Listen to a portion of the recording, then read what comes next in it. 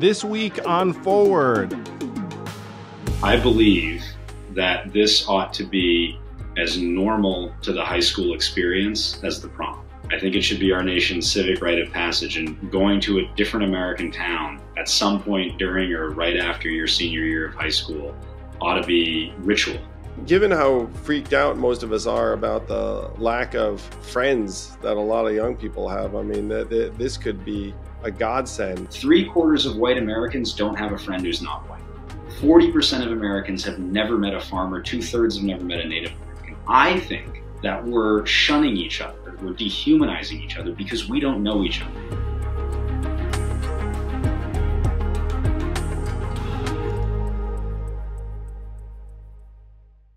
It is my pleasure to welcome to the podcast one of my favorite social entrepreneurs in the whole country, the co-founder and CEO of the American Exchange Project, David McCullough III. Welcome, David.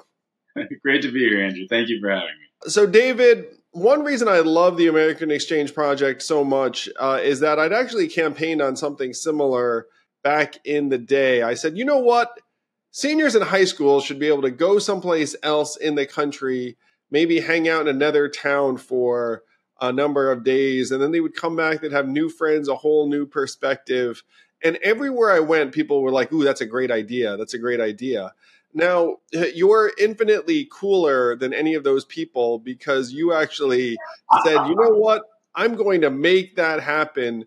So how the heck did you wind up going on this journey? And I want you to give people a little bit of a play-by-play because there are folks who always have some, vision as to something that they'd like to see in the world. How the heck did you get started, let's say? For me, there's a very full circle moment here because we had another name for the organization back when we were incorporating, and it didn't work out.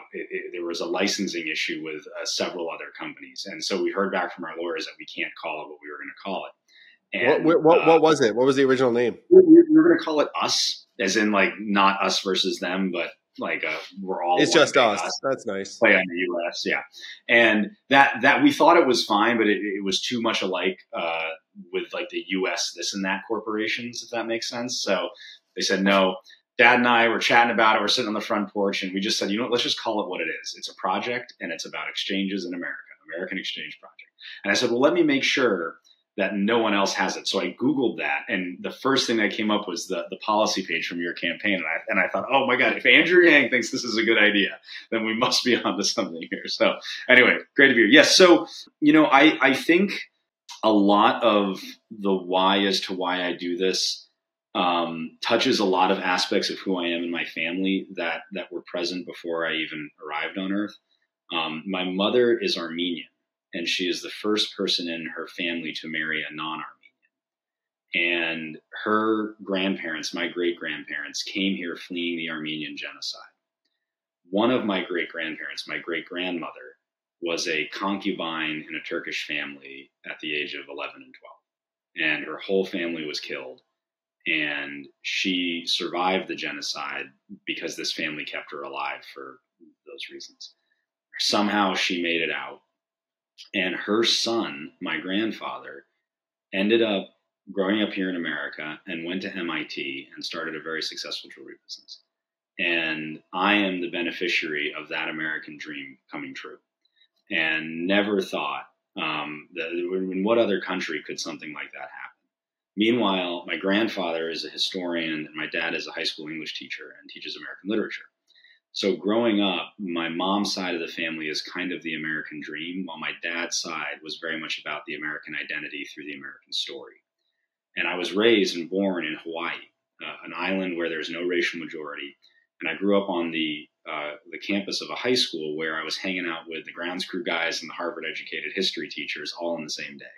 So multiculturalism and the beneficiaries of the mixing of different cultures and how that, in my view, is uniquely tied to what it means to be an American has always been part of who I am. And when we moved from Hawaii, when I was 8 years old, my dad, in a clever parenting move, disguised the trauma of moving from Hawaii to Boston with a cross-country Ballparks of America road trip.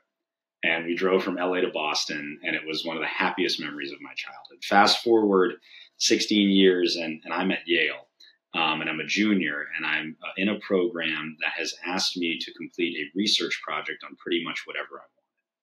And so I combined my great interest in education in some of America's most impoverished communities with that happy memory of a road trip. And in the summer of 2016, I borrowed my mom's car, drove 7,000 miles across the country, and spent 2 months living in Cotulla, Texas, Pine Ridge, South Dakota, and Cleveland, Ohio. And the friends I made and the lessons I learned made it perhaps the most profound experience of my youth, certainly the most profound educational experience of my life.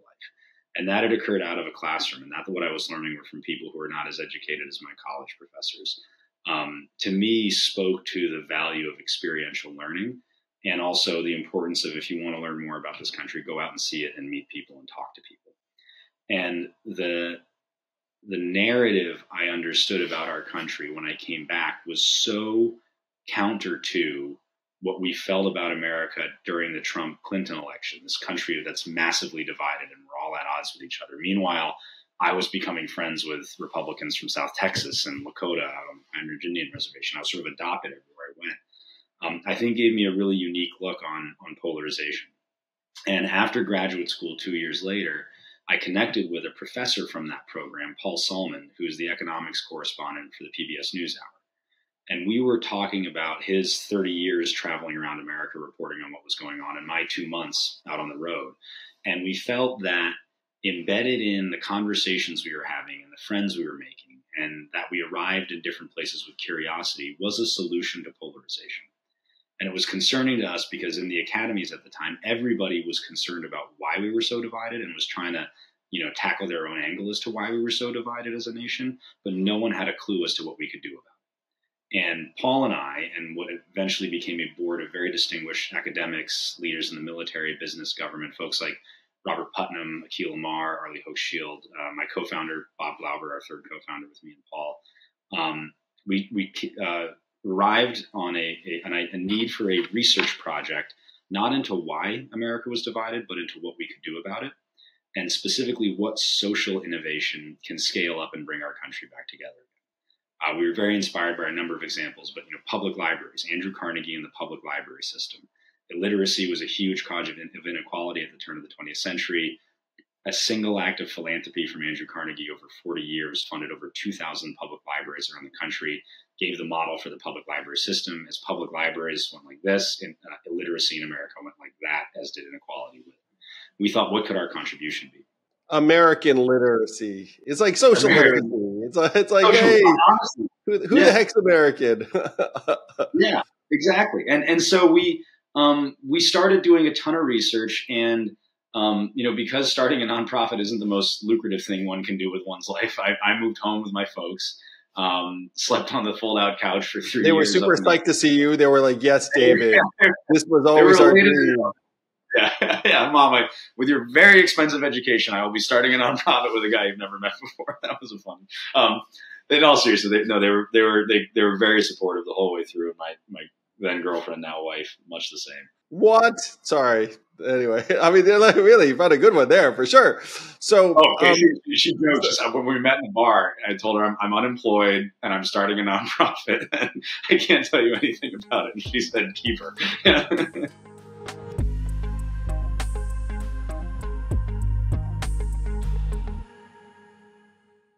Hey YouTube, thanks for watching. Please do hit like and subscribe, and hit that bell if you want to be notified every time a new episode drops. Probably on Mondays, but hit that bell, and thank you.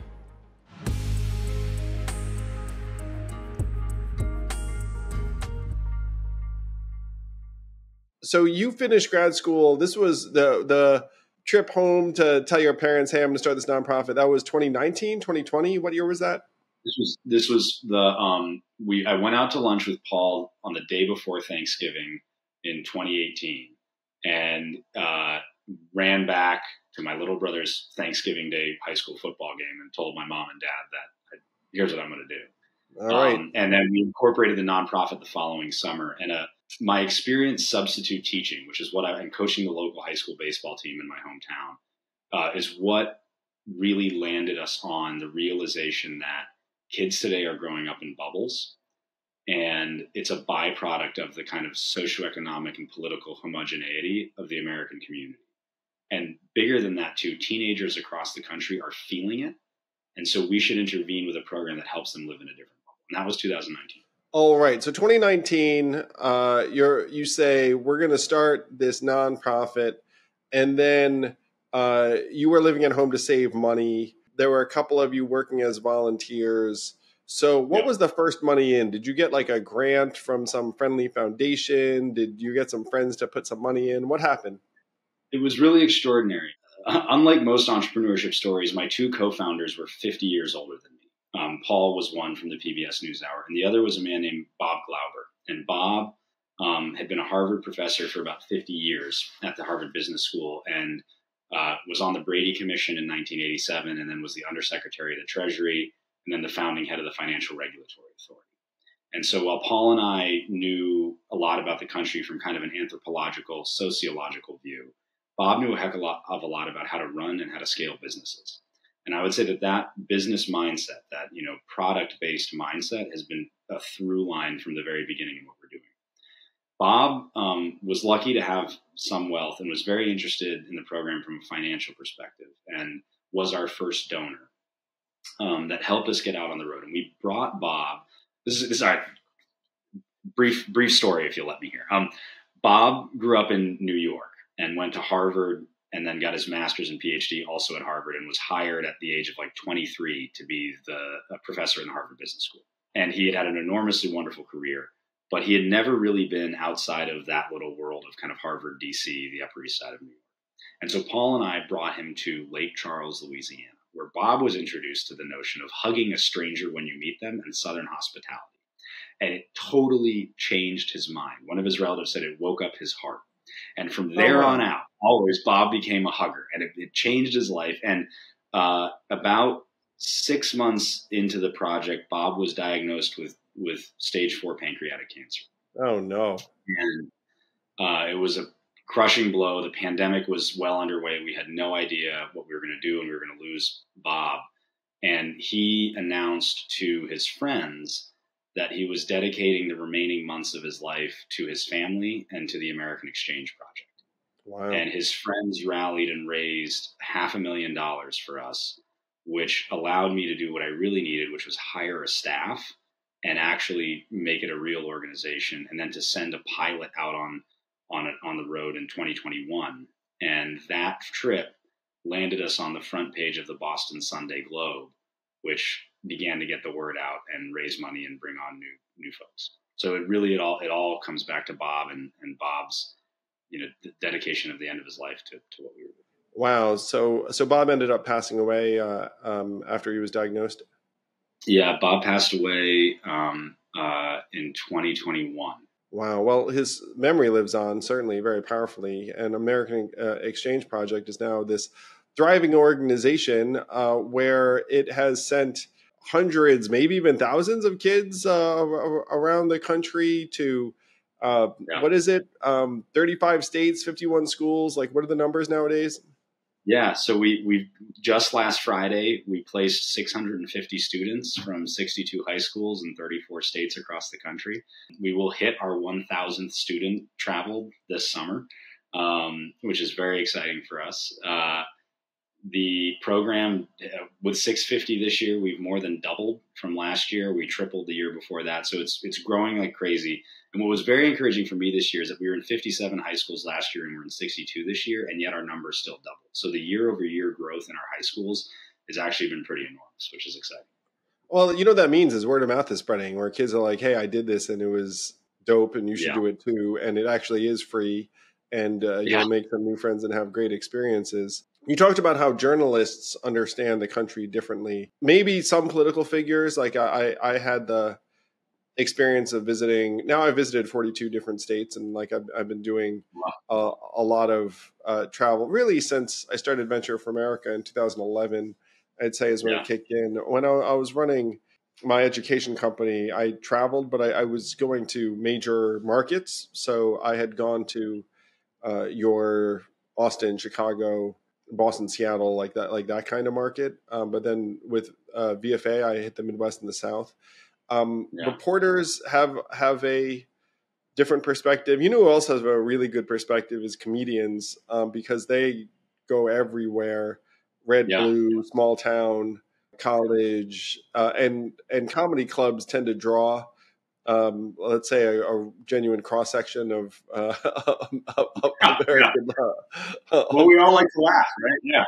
Yeah. You know, you go to comedy clubs and it's like, I think actually a better sample set. So I'm with you on the fact that our people are being let down by this media industrial complex and political industrial complex, and to some extent our academic institutions. That what I liken it to is that fable of the blind man and the elephant, where they're like holding it and they say, oh, an elephant's like a tree trunk because I'm touching the leg, an elephant's like a snake because I'm touching the trunk, and then really you get out there and you're like, oh, wait a minute, it turns out that they're wonderful people in any part of the country, and that most people want the same things if you were to sit them down, and you guys aren't really emphasizing, for example, shared policy goals. But I will say that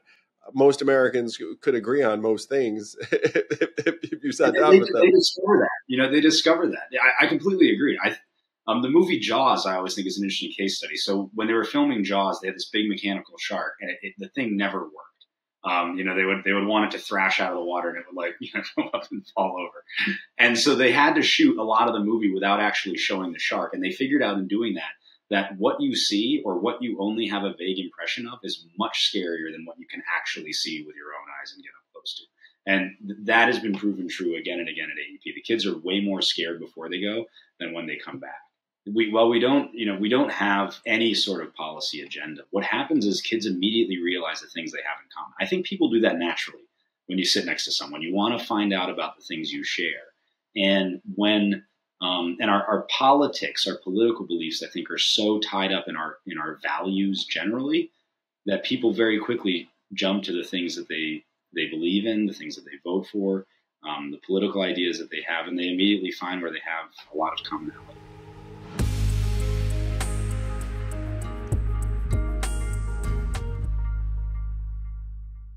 This podcast is sponsored by ExpressVPN. Why let big tech companies see everything you're doing online when you can just use ExpressVPN and then be footloose and fancy free? Plus, you get access to exclusive content by beaming in to another market. What do I mean? Let's say you have Netflix and you missed the show Snowpiercer. By the way, I loved that movie. And you want to watch the TV series, not available in the US on Netflix, but if you beam into the UK or someplace else, then there's Snowpiercer on your Netflix. See how it works? This is a way you can get more from what you're already spending on streamers, plus totally anonymous online, plus you can do it by pushing one button anywhere you are. It's why I love ExpressVPN. It's like a set it and forget it. So be smart. Stop paying full price for streaming services and only getting access to a fraction of their content. Get your money's worth at expressvpn.com/yang. Don't forget to use my link at expressvpn.com/yang to get an extra 3 months of ExpressVPN for free.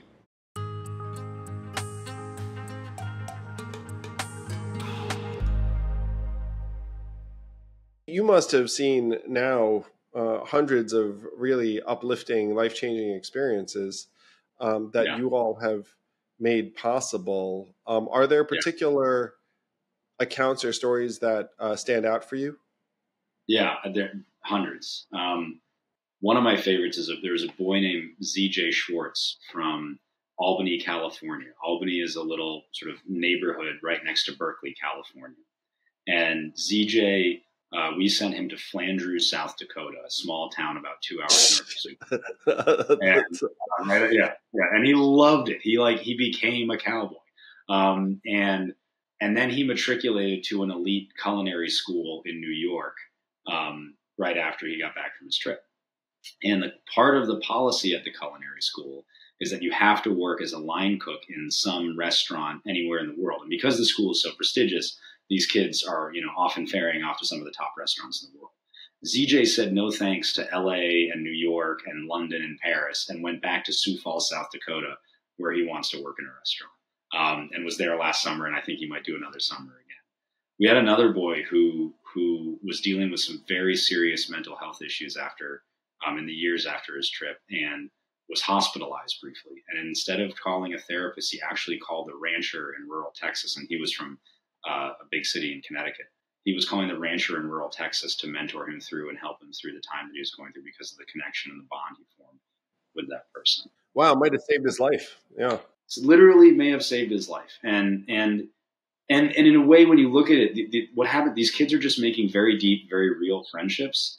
And also, I think they're able to, when they go to a different place, shed those parts of their identity that they're not so happy with and become a fuller and happier and more confident version of themselves. There's a lot about what we're doing that I think is making a great contribution to the mental health of these students and the healthy development of these students, apart from our hopes for their building better citizens. And it rubs off on their families and their host families enormously. I'd say the impact on host mom and host dad and on mom and dad is almost as great as it is on the kids. So let's say there are people listening to this right now thinking like, what? I've got a kid who is in high school, or I have a home, or I would like to host someone. So how does the ball get rolling? Does it start at a particular high school? Are these kids going in clusters from one school? Are they all spread out? How does it work? So in many ways, we as an organization are sit at the center of a network of a growing network of communities that send their kids to each other in the summer. And I don't think any of our students know my name, know who I am. This is something that's run by their schools. And it's anchored in each school that we're in by the local beloved high school teacher who we hire as an exchange manager to run the program at their school. And they recruit students, plan itineraries, recruit Wait. So what you're saying to me is that the prime mover is that awesome high school teacher in that high school. And so if someone listening to this is actually an awesome high school teacher, I'm sure there are some, but then we all know others. And so that awesome high school teacher, I'm just going to throw out, for fun. So they live in Evanston, Illinois, whatever. And then the high school teacher says, hey, I'd like to make an American exchange project site happen here.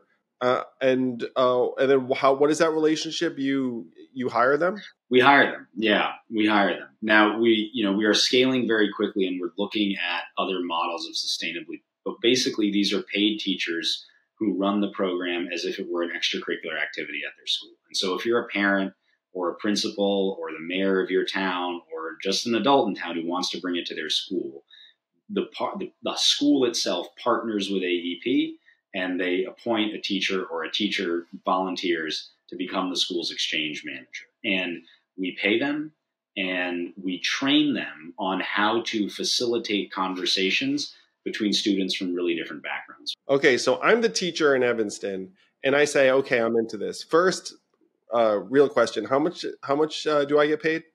$25 an hour. So it ends up, this year it's going to end up being about $9,000 for our teachers. And how many kids am I going to be bringing to my town? So on average, it depends on the school. We have a few schools that only have 5 kids in the senior class, but on average, we have about 12 kids traveling from and to each of our towns. All right. So I'm going to get 12 kids into Evanston for a week during the summer. And is the thought also that 12 kids are going to go from Evanston someplace else, or is that not necessarily part of the equation? It's 100% the equation. It's you give and you get. And so you will have as your teacher in Evanston, or if you're a kid in Evanston, you will go somewhere else in the country. Just last Friday, we sent out our placements. So all 12 kids, though, are not going to the same town. It's not kid swap. They're going to different towns elsewhere around the country, and they're going all throughout the summer. So we divide the entire summer into sessions of a week apiece.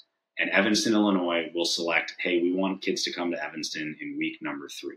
Other Evanston kids will be traveling in weeks 1, 2, 4, 5, 6, 7, 8, you name it, all throughout the summer. And I'll be going to Muskogee, Oklahoma, and you'll be going to Dodge City, Kansas, and our friend will be going to, Vashon Island, Washington, all at different times. However, during week 3, we will host kids in Evanston from Oklahoma and Texas and places very, very different from Evanston, Illinois.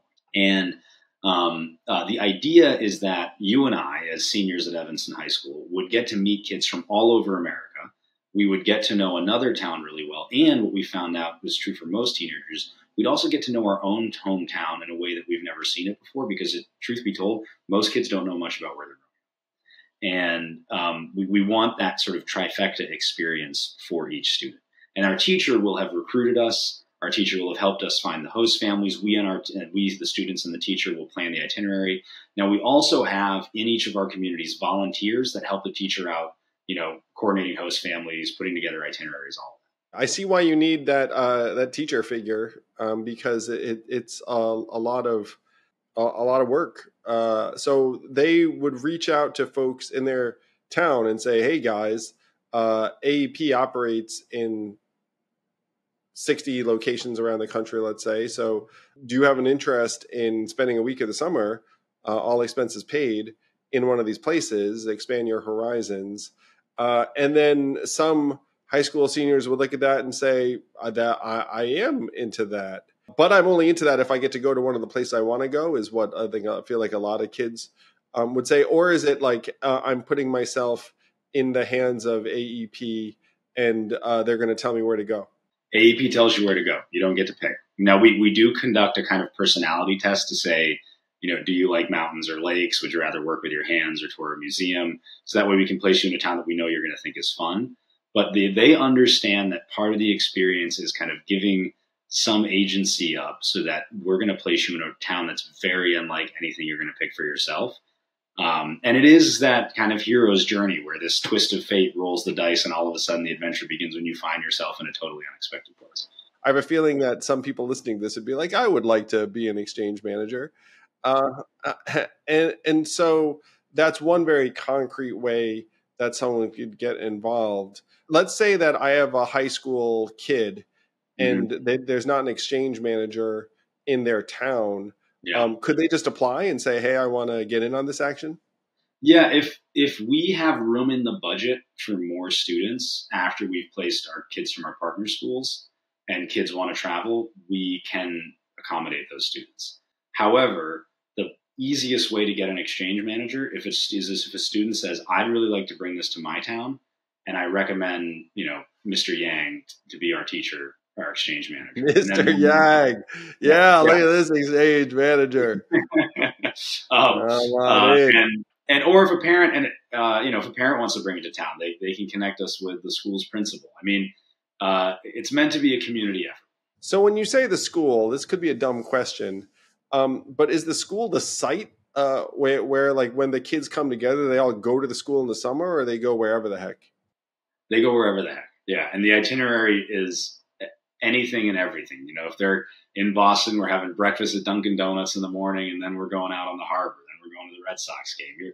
The itineraries are a balance of cool, exciting, kind of red carpet fun, and then also an unvarnished look at what it means to be from a place. Does it involve what you'd consider community service? Like I'm imagining people going and cleaning up parks or volunteering. I don't know if that's realistic. No, it is. So we actually we really let a lot of the itinerary planning, we leave that up to our towns. We have buckets that everything needs to fit into. And one of the mandatory parts of our itinerary planning is that every exchange must have 1 day of service. And we want it to be on a particularly pressing local issue. And the whole idea is that one, it gets good work done, but it also prompts conversation about, what it's like to live in a place that gets hit by hurricanes every year, or it has a high rate of homelessness or drug addiction. And students get a firsthand look at a problem they've never really thought about before. And it helps them see the communities from a whole new light. We've actually accomplished some pretty amazing service numbers. I think in one day, one of our groups packed 7,000 meals at the Little Rock, Arkansas Food Bank. Nice. Some hardworking 18-year-olds freaking pack those lunches. Yeah.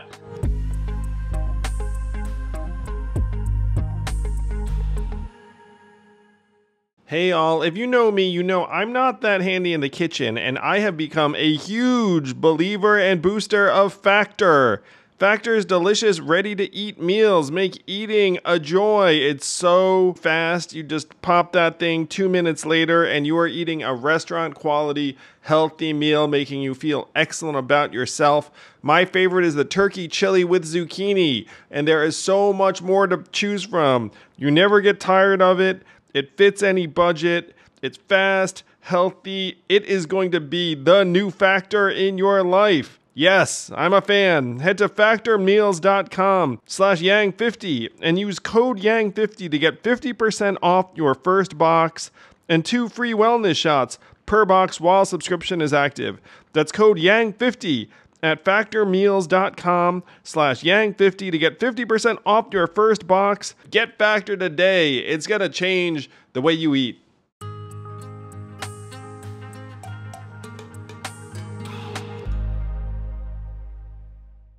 A lot of these kids probably have some preconceived notions going in or trepidation, be like, oh, how am I going to relate to these folks in rural Texas or Alaska or wherever I'm going? What are the lessons they learn about relating to people from different walks of life?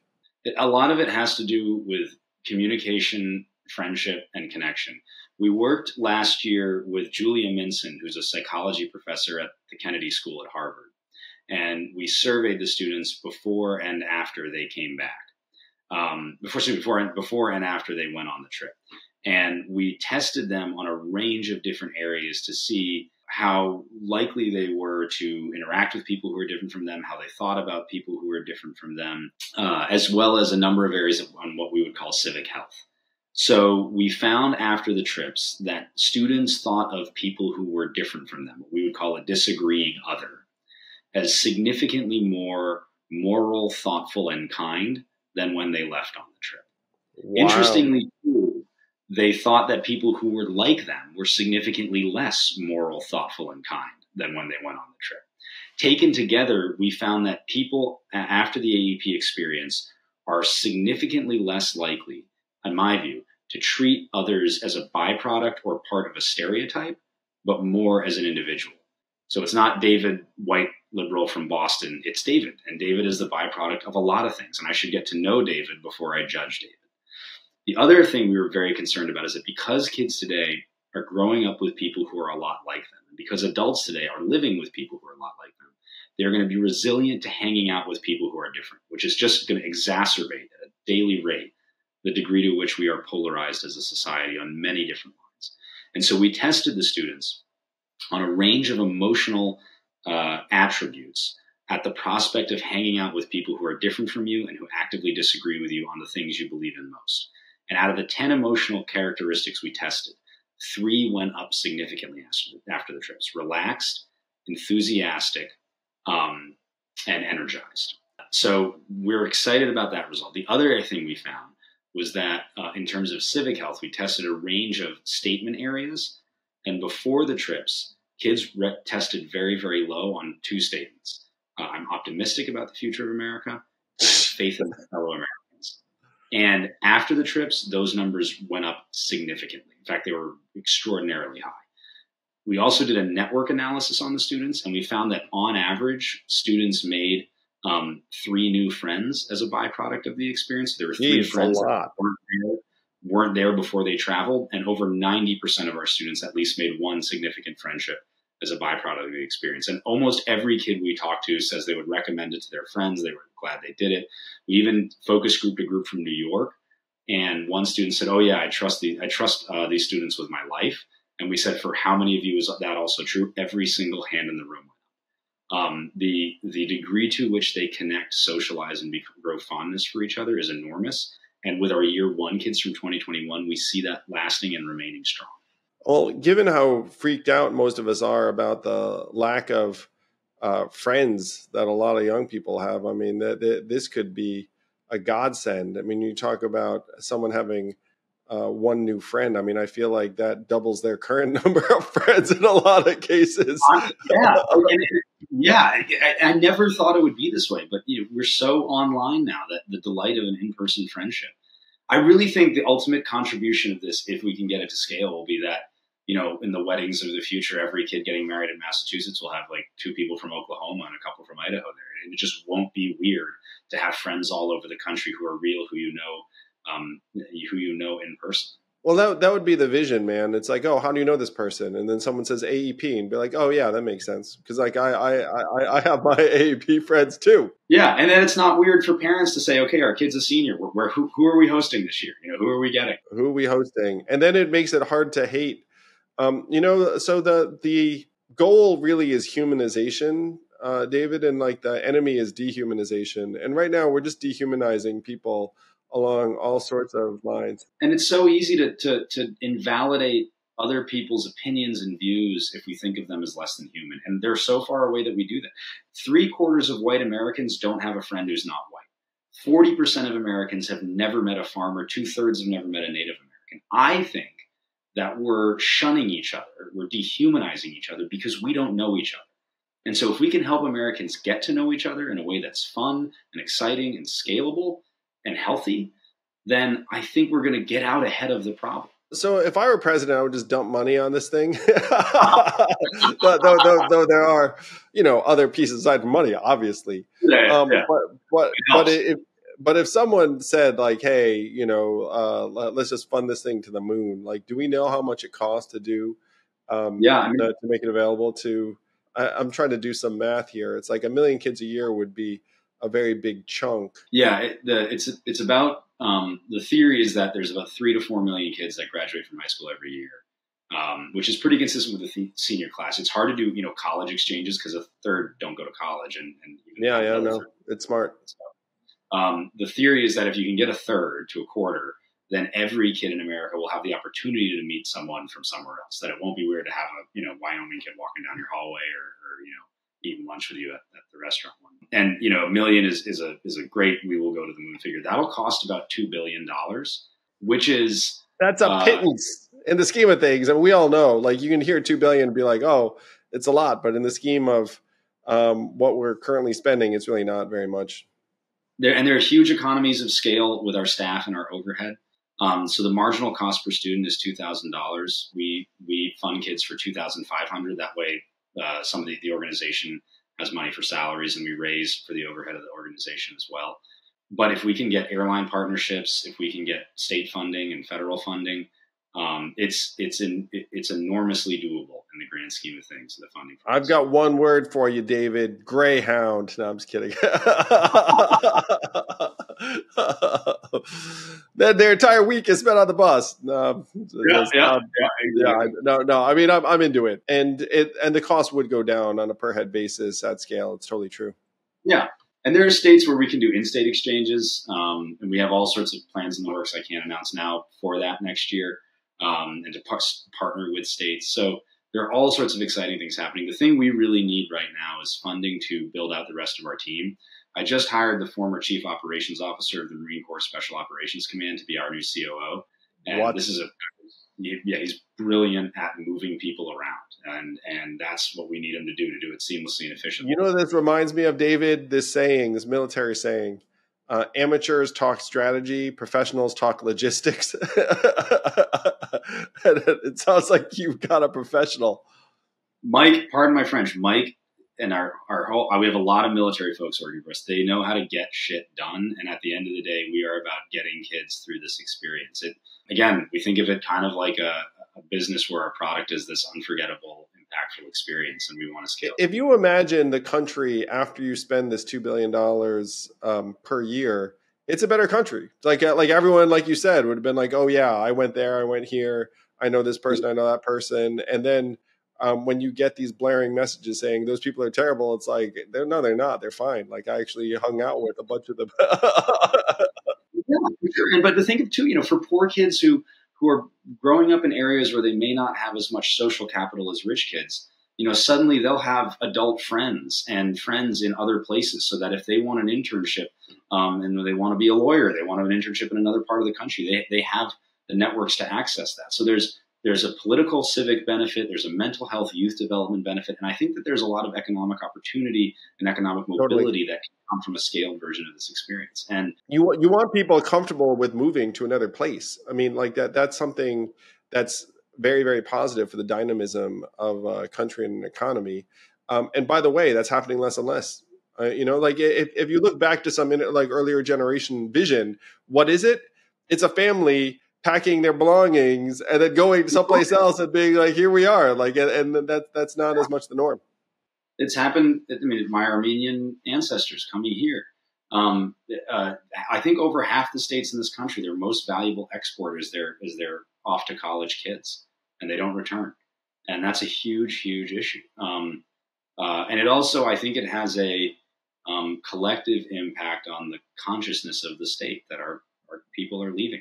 Oh yeah, no. I mean, I wrote a book that's partially about. I wrote 2 books that are partially about this. Yeah.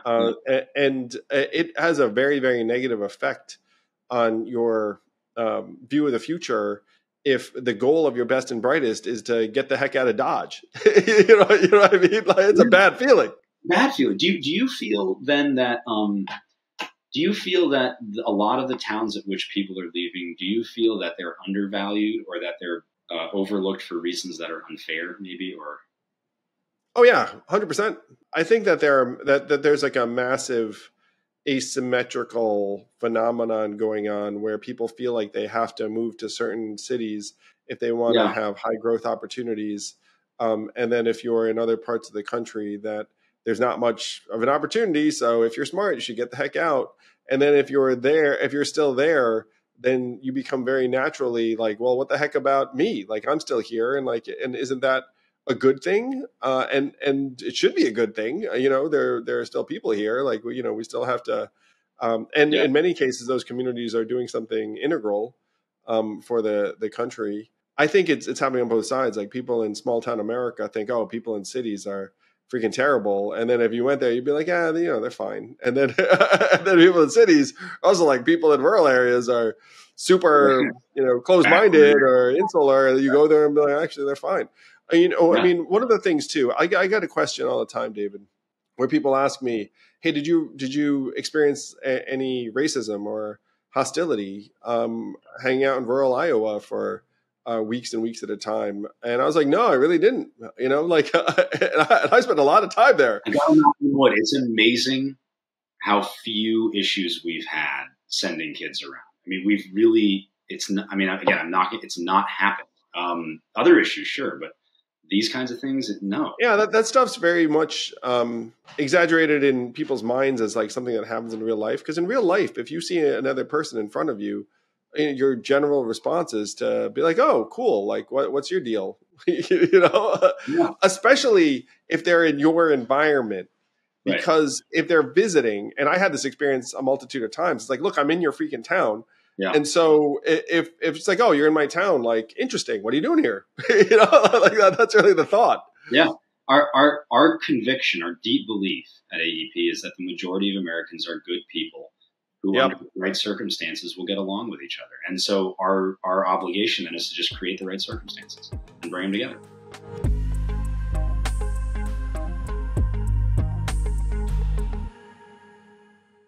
This podcast is sponsored by Helix Sleep. I've always been a mattress guy in that I knew if you're going to spend 8 hours doing something, you should probably invest in doing it right. That's why I love Helix Sleep, which will send a mattress to your door that's made just for you. You take the Helix Sleep quiz and you get matched with a mattress based upon whether you want it to be soft, medium, firm, how you sleep, other variables, and then voila, it gets sent to your door and you can try it for up to 100 nights and send it back. They have a 10+ year warranty because they believe in their product so much. I do too. My kids do too. They actually seek out this mattress even though it was designed not for them. That's how good this product is. Helix has been awarded the #1 mattress picked by GQ and Wired magazine. It is even recommended by multiple chiropractors and doctors because they think it'll make you healthier. Don't take my word for it. Helix is offering 20% off all mattress orders and 2 free pillows for our listeners. Go to helixsleep.com/yang and use code HelixPartner20. This is their best offer yet, and it won't last long. With Helix, better sleep starts now.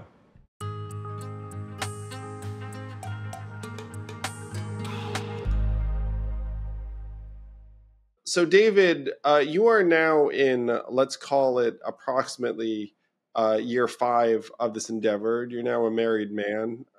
You're what is AEP's budget this year? Just short of $5 million. Wow. So when I was running for president, we did have the American Exchange program as a goal.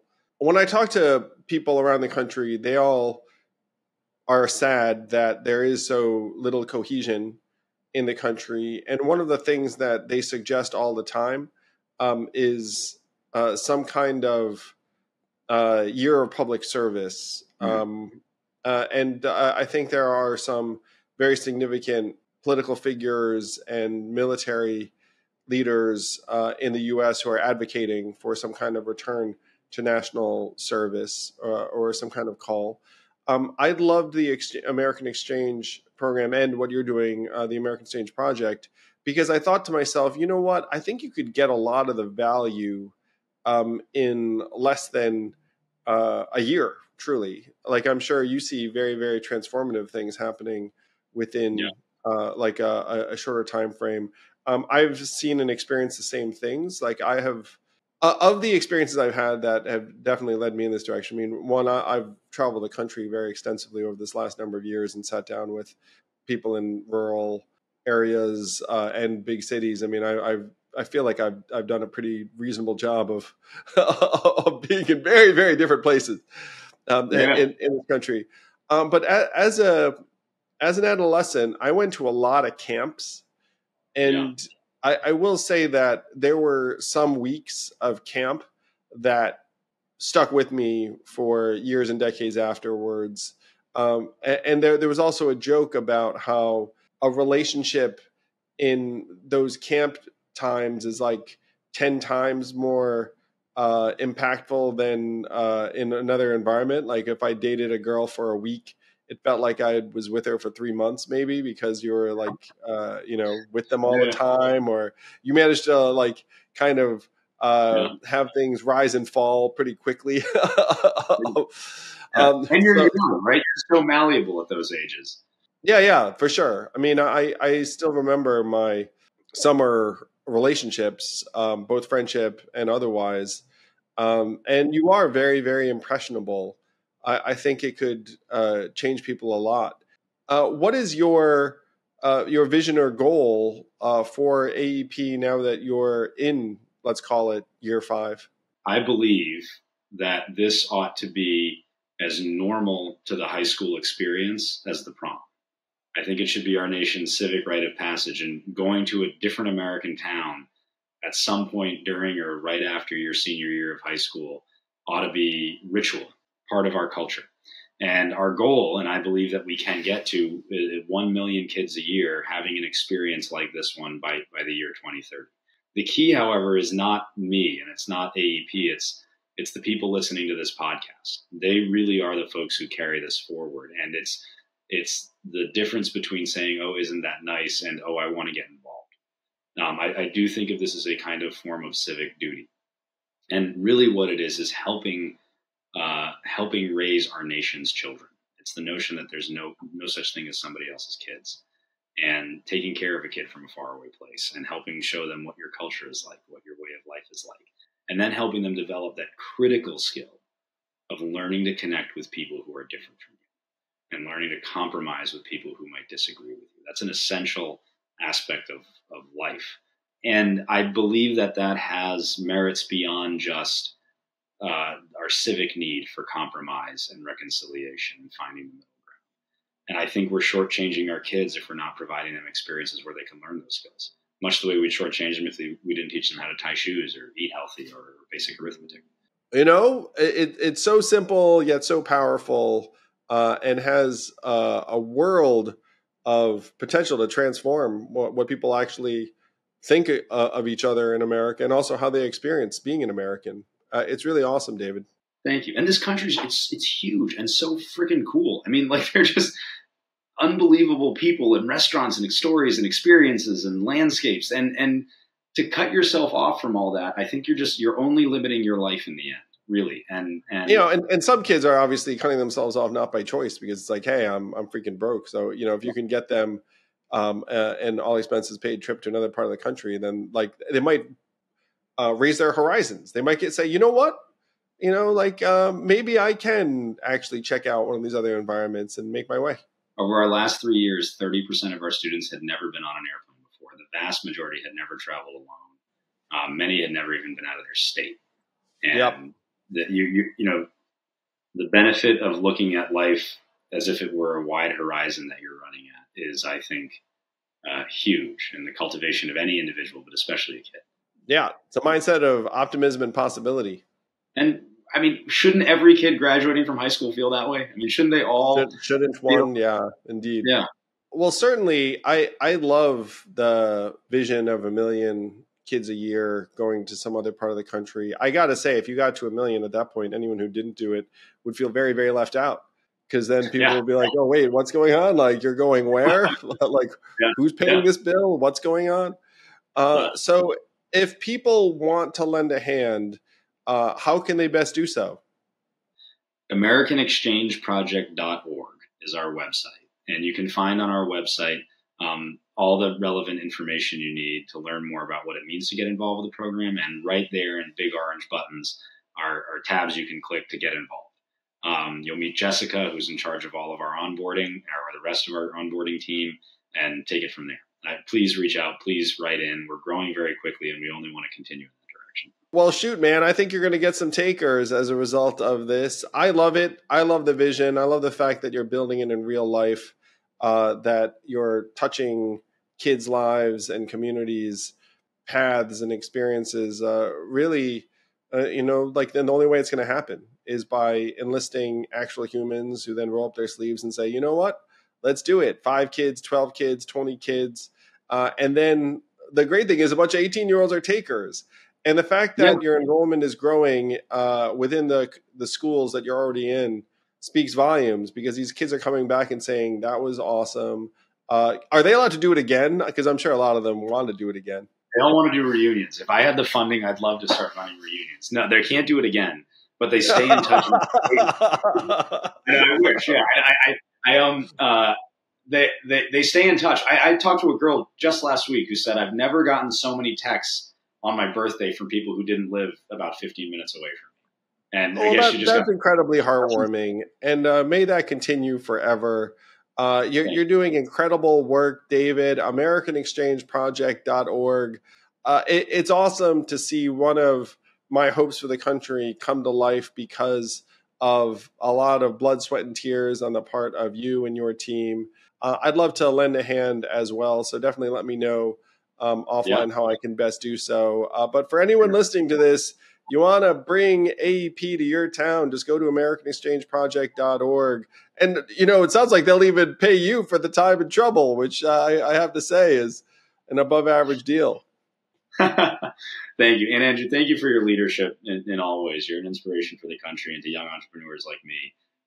Thank you for showing us the way. It was a great validator when I saw Andrew Yang has this idea too. Okay, we must be on to something. Dude, again, an idea is one thing, but it's infinitely more admirable and impressive to freaking make it happen over a period of X years. Words on a page, very, very, very, very weak sauce compared to the hard-won experience of doing it. But yeah, I'd love to be helpful, and really, congratulations to you and yours, and congratulations on finding Mrs. Right. I mean, that's a big deal on the journey you're on. Well, thank you, Andrew. Really.